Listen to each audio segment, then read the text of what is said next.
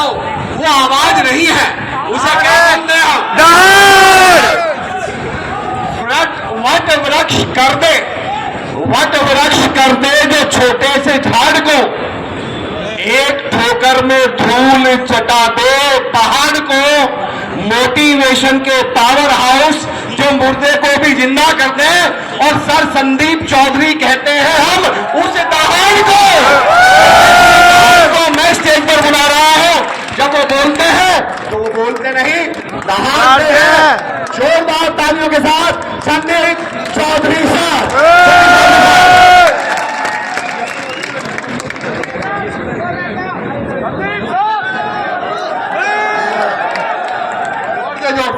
I love you, I love you, Sandeep भैया, I love you, I love you, I love you, Sandeep भैया, I love you, जिंदाबाद, जिंदाबाद।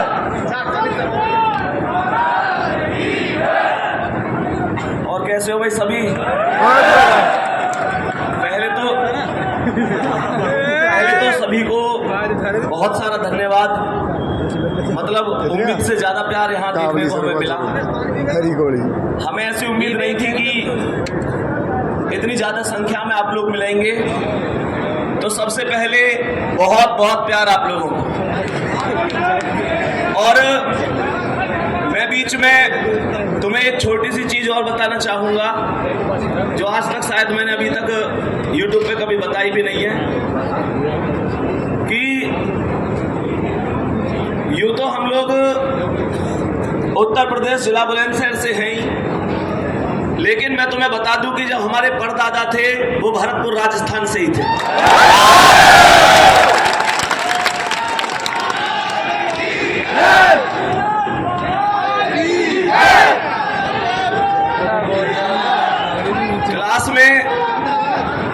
Class में जब मैं पढ़ाता हूं तो बालक कमेंट भी करेगा, सर आप राजस्थान से हो क्या?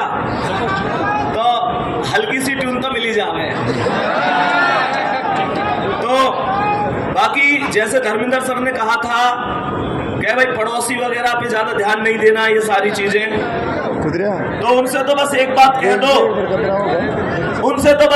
कह दो, कि जो ढूंढ लेते हैं मुश्किलों में भी साहिल को,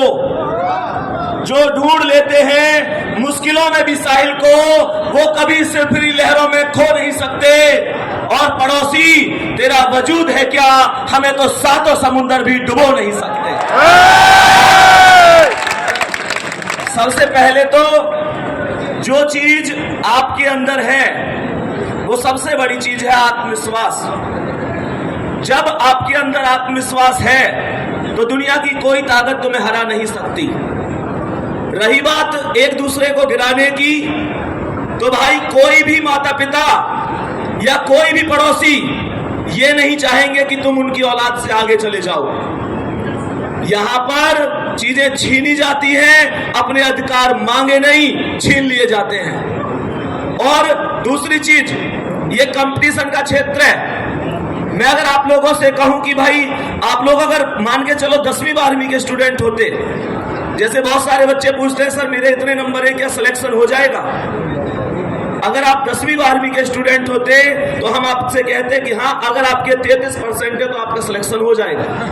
मेरे भाई यहाँ कड़वी सच्चाई ये है कि यहाँ आपका सिलेक्शन 40 पे भी हो जाएगा अगर दुनिया के 40 से कम है तो, और यहाँ पर आपका सिलेक्शन 99 पर भी नहीं होगा अगर दुनिया के 100 है तो।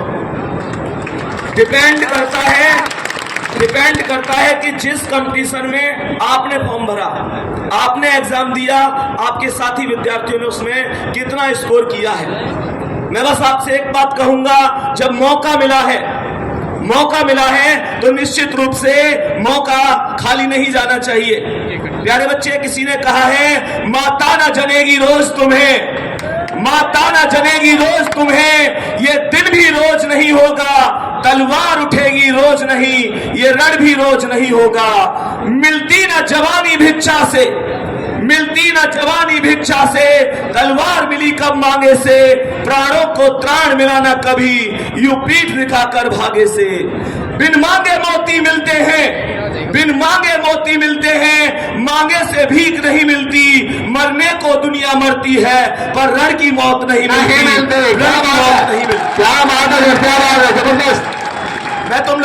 बस एक चीज कहूंगा, तुम किसी के लिए पढ़ो मत पढ़ो। मेरे दोस्त, एक चीज और मैंने एक बार देखी, अभी की बातें लगभग मुझे लगता है कि 1 महीना हुआ होगा, एक स्टूडेंट की मम्मी का फोन आया था मेरे पास। मैं तुम्हें ये चीज भी कह के जाऊंगा, पता नहीं कहनी चाहिए या नहीं कहनी चाहिए। एक स्टूडेंट की माता का फोन आया, वो परिचित थी, उनका बच्चा पढ़ा था, तो उनका फोन आया, वो बोली कि बेटा हमारे बच्चे को बस एक बात समझा दो कि वो हम जैसे कभी उसको डांटते हैं ना, तो वो कभी तो घर छोड़ के जाने की धमकी देता है, कभी मरने की धमकी देता है, कभी ये सारी चीजें। एक चीज सोच के देखो क्या गुजरती होगी उन माता पिता के ऊपर। मैं तुम्हें यहां पर एक छोटी सी कहानी बताता हूं। एक पिता और उनका बच्चा घर की छत पर एक पतंग उड़ा रहे थे। तो जब वो पतंग उड़ा रहे थे तो बच्चे ने पतंग उड़ाते देख अपने पिता से कहा कि पिताजी, अगर हम इस जो ये रील है, जो धागा होता है ना उसका, कि अगर हम इस धागे को पूरी तरीके से खोल दें तो निश्चित रूप से ये पतंग और भी ऊंचा उड़ सकती है। तो पिताजी ने कहा बेटा बस इतनी सी बात। तो पिताजी ने रील जो धागा था वो पूरा खोल दिया। निश्चित रूप से पतंग बहुत ऊंची उड़ी, लेकिन वो कुछ क्षणिक समय के लिए और फिर वो नीचे आके गिर गई। मैं तुमको एक बात बताना चाहूंगा, इससे हमें एक शिक्षा जरूर लेनी चाहिए कि ये जो हमारे घर के अनुशासन है, गुरुओं की फटकार है, माता पिता का डर है, ये कहीं ना कहीं हमको गलत रास्ते पर जाने से हमेशा रोकता है। हमें उनकी भावनाओं को समझना चाहिए। ये नहीं है कि तुम उनको धौंस देने लग जाओ। इस चीज को समझो, कोई माता पिता ये चाहता है कि तुम जिंदगी में कामयाब ना हो? बताओ मुझे। अरे तुम उस माँ को क्या धौंस देते हो जो माँ अपने बचपन में एक छिपकली से डर जाती थी, आज तुम्हारी दुनिया की खातिर इस दुनिया के मगरमच्छों से डर गई। तुम उस माँ को क्या धौंस दे सकते हो? अगर उस माँ को देना है तो बस एक चीज देना कि जिस दिन सिलेक्शन हो जाए एक नई साड़ी माँ के लिए लाके देना, जिसे वो पहन के पूरे पड़ोस में चले और कोई उनसे पूछे कहां से लाई हो तो वो छाती ठोक के कहे मेरा बेटा पहली सैलरी लेके आया। उस पिता के लिए मेरे दोस्त एक बात बताओ, जब उन्होंने तुम्हारे लिए, जब उन लोगों ने तुम्हारे लिए किया तो क्या कभी तुम्हारे लिए कोई कमी छोड़ी? कभी भी कोई कमी छोड़ी? अरे हाँ या ना? जोर से बोलो हाँ या ना? तो तुमको कौन सा अधिकार है? जिसने तुम्हें राजकुमार की तरह पाला है, आज तुम्हारा वचन होना चाहिए तुम मुझे राजा की तरह रखेंगे और तुम उसके बुढ़ापे की लाठी बनेंगे। और ये लाठी मजबूत होनी चाहिए। अरे परेशानियां हर आदमी के जिंदगी में आती हैं, तुम अनोखे नहीं हो जिसकी जिंदगी परेशानियां आती हैं। तुमने क्या परेशानियां देखी हैं? कभी अपने किताबों के झोले को उस बच्चे के झोले से मिलाकर देखना जो बच्चा मात्र 10, 14, 15 साल की उम्र में सुबह को कूड़ा बीनने के लिए जाता है। कभी उससे तुलना करके देखना, जो जिंदगी तुम जी रहे हो उस जिंदगी को जीने के लिए भगवान के सामने दिन रात हाथ जोड़ते हैं लोग। क्या बात है सर? प्यारे बच्चे, कोई परेशानी आए तुमको झुकना नहीं है। बस एक बात याद रखनी है, सिकंदर किसी हालात के आगे नहीं झुकता। तारा टूट भी जाए तो जमीन पर नहीं गिरता, और गिरते होंगे हजारों दरिया समुंदर में, पर कोई समुंदर किसी दरिया में नहीं गिरता। क्या बात है, क्या बात है, शानदार समझनी होगी। और लास्ट में बस एक ही बात कहूंगा, क्योंकि हमारे पास अभी आप लोग समझ सकते हैं कि हम सब मिलकर 12 मिलियन का एक सेलिब्रेशन भी करेंगे। और प्यारे बच्चे, लास्ट में एक चीज कहूंगा, कोई मंजिल नहीं जचती, सफर अच्छा नहीं लगता। कोई मंजिल नहीं जचती, सफर अच्छा नहीं लगता। अगर घर लौट भी आऊं तो घर अच्छा नहीं लगता।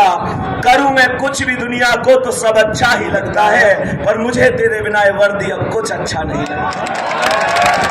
तो बस यही कहूंगा, मेहनत करते रहो, माता पिता से कभी बैठकर बात किया करो, क्या उनके सपने हैं। हकीकत है वो आपसे कुछ नहीं कहेंगे। और वैसे एक चीज और है कि माता फिर भी एक बार के लिए अपने प्यार का इजहार कर देती है, पिताजी कभी नहीं कहते। कभी तुमने एक चीज महसूस करी है, तुम्हें लगता होगा यार मम्मी तो मेरे हालचाल पूछे, पापा ना पूछे, ऐसे लगता है।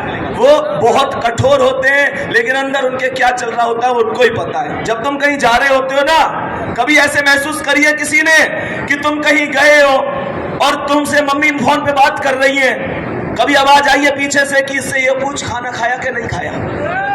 अरे हो है ना? वो आवाज पीछे से किसकी होती है?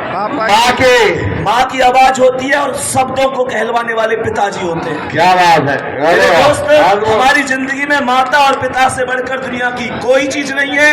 एक दिन ऐसा होना चाहिए जब उनको आप पर गर्व होना चाहिए। निश्चित रूप से ये वर्दी आपकी, ये सिलेक्शन आपके। दूसरी चीज ये है, जो मेहनत करेगा निश्चित रूप से वो आगे जाएगा। मेरे दोस्त, बाकी यही है, कंपटीशन का क्षेत्र है, ना कोई कृष्ण सुदामा है इस क्षेत्र में, ना कुछ है। मैं सच बात कहूं तो ना जाने कितने दोस्त मुझे भूल गए जो मुझसे ज्यादा कामयाब हो गए, और ना जाने कितनों को मैं भूल गया जो मुझसे कम कामयाब रह गए। सच्चाई है, ये कड़वी सच्चाई है। वास्तविकता कोई किसी का नहीं है। मैं तुम्हें एक चीज बताता हूं। एक जंगल में एक बार दो दोस्त जा रहे थे, और जैसे ही दो दोस्त जा रहे थे तो अचानक से शेर आ गया। तो जो पहला वाला दोस्त था वो अपने जूते के फीते टाइट करने लग गया। तो दूसरा वाला बोला, अरे तेज भागने से क्या है, अभी मैं तू टाइट कर भी लेगा तो शेर से तेज तो हम फिर भी ना भाग सके।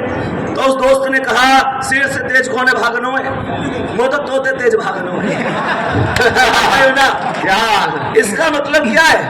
इसका मतलब है कि आदमी पूरी तरीके से पहले खुद कामयाब होना चाहता है। बिल्कुल सही, मेरी बात बिल्कुल। समझ रहे हो?